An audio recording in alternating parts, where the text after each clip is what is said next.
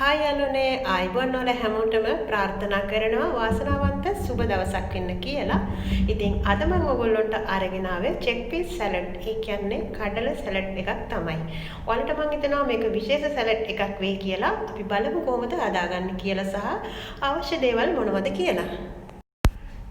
තඹගත්තු කඩල කෝප්ප දෙකක් සහ කුකුම්බර් ඒ කියන්නේ ජර්කින් පිපිඤ්ඤා වර්ගයක් තමයි. ඔයාලට පිපිඤ්ඤා උනත් මේකට පාවිච්චි කරන්න පුළුවන්.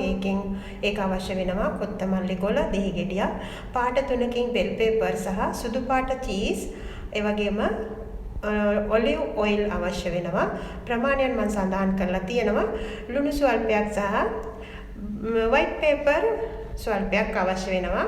ඉතින් white paper නැතිනම් ඔයාලට පුළුවන් black paper පාවිච්චි කරන්න. ඉතින් මේ විදිහට තඹගත්තු කඩල ටික වතුර අයින් කරලා හොඳින් වතුර ටික බේරෙන්න තියලා පැත්තකින් තියාගන්න.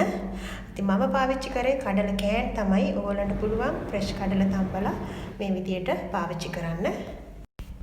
ඊළඟට සෝස් එක හදලා පැත්තකින් තියාගන්න අවශ්‍යයි. ඒ සඳහා ඔලිව් ඔයිල්, ඒ වගේම ලුණු, white paper සහ lemon juice එකතු කරලා හොඳින් කලවම් කරලා පැත්තකින් තියාගන්නවා. ඊට පස්සේ මම එළවලු ටික ඒ කියන්නේ බෙල් පෙපර් පාට 3ෙම සහ කුකුම්බර් ඒ කියන්නේ පිපිඤ්ඤා වර්ගයක් ඒක පුංචි කෑලි වලට කපා ගන්නවා.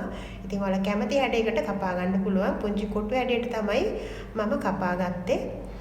ඒ වගේම කොත්තමල්ලි කොළ එහෙම නැතිනම් coriander පුංචිවට කපලා පැත්තකින් තියාගන්නවා.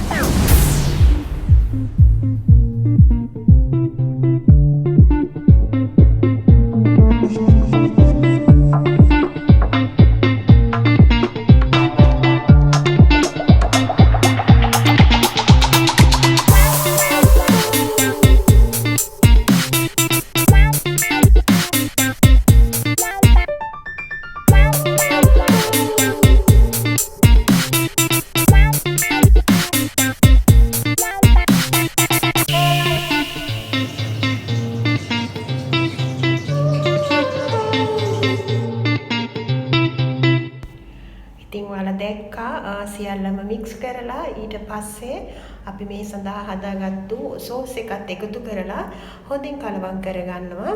ඊට පස්සේ මම මේකට white cheese එකතු කරලා ටිකක් කලවම් කරනවා. ඊළඟ white cheese ටික මම උඩින් ඩෙකරේෂන් විදියට උඩින් තියනවා. ඉතින් මෙන්න මේ විදියට තමයි රසවත්ව ගුණවත්ව කඩල වලින් සැලඩ් එක හදාගන්නේ. මේක ඔයාලා හදලා බලන්න. හරිම රසයි. ඒ වගේම ගුණයි. ඉතින් මේ වීඩියෝ එක ඔයා හිතනවා නම් ඔයාට වැදගත් වුණා කියලා ඔයාගේ තවත් යාළුවෙකුට බලන්න ෂෙයා කරන්න.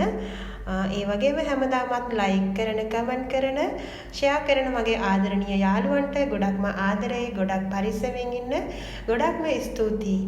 ඉතින් තවත් වීඩියෝ එකකින් අපි මුණ ගැසෙමු. එතෙක් සියලු දෙනාටම තෙරුවන් සරණයි. ගිහින් එන්නම්. Thank you for watching.